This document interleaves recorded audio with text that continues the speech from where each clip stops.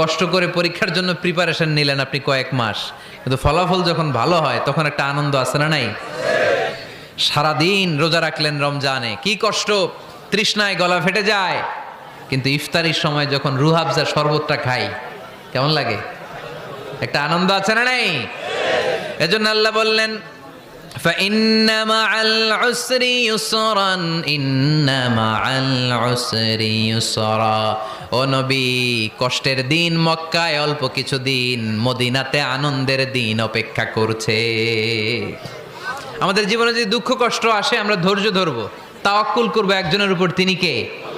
কারণ আমরা বিশ্বাস করি কষ্টের দিন এটা চিরকালের জন্য নয়, সামনে আনন্দের দিন আমাদের জন্য সেট করে রেখেছে কে? তাহলে আমরা সূরাতুল ইনশিরাহ থেকে 3টা নেয়ামতের বর্ণনা শুনলাম, বিশ্বনবীকে কি সান্ত্বনা দেয়া হলো সেটা শুনলাম। এবার 2টা গাইডলাইন শুনে তাফসীর আমরা শেষ